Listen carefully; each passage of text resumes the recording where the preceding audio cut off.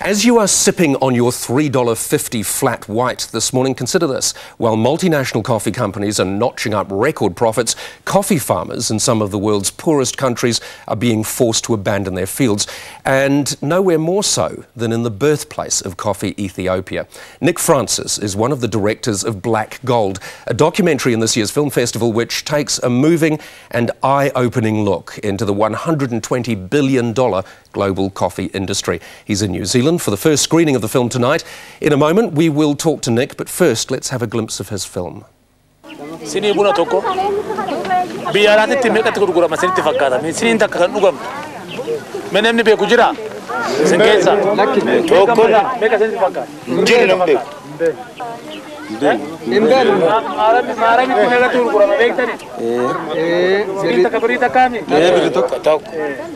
Biar Faranjit tigaru, bunis ini taka beri demi hedu.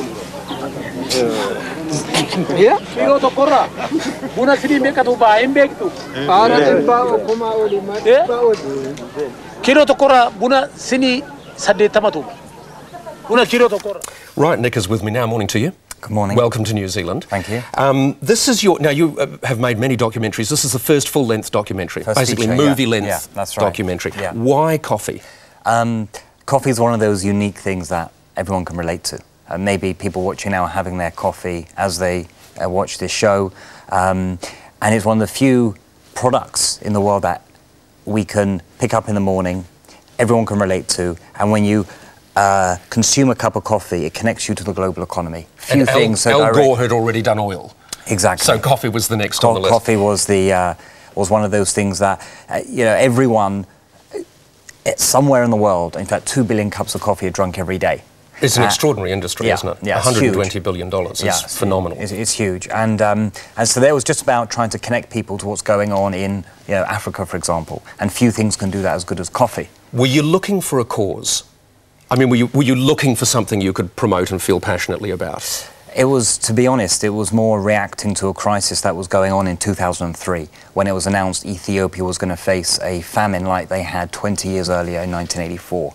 And as filmmakers, being alarmed by this and having lived in Ethiopia about 7 or 8 years before that point, it was astonishing to see that the birthplace of some of the best coffee in the world, the people who grow that stuff, who prop up an industry which supports some of the largest corporations in the world, are being caught up in a food crisis. And alarmed by that, we started to get out to Ethiopia, to start shooting, to capture this, to show to people that this is not just about giving aid. That's not going to solve the problem. Yeah, it's not just about climate either, is it? Exactly. It's not about bad weather. There are countries in the world with bad climates and they survive fine. So it's trying to take the discussion well beyond that and say, this isn't about bad weather. It's not about giving aid. This is about consumers, corporations, everyone is involved in what's going on. From what you know, would coffee growers be the most persecuted business people in the world?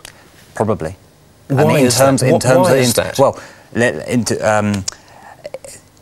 elements of the business. So what you've got in Ethiopia, in fact, many of the coffee-growing countries around the world, it's the producers who are suffering, the people actually marketing the coffee, selling the coffee. Because the market is thriving. Absolutely. So why is it? Why are the producers... Because obviously for the market to thrive, they have to have a vibrant production industry. Absolutely. And the reason why we're at this point right now, I mean, there's a whole kind of backstory, but essentially in terms of present-day realities, is that the corporations have more power now than they ever have done. There's no regulation in the market like you see in the oil industry, for example.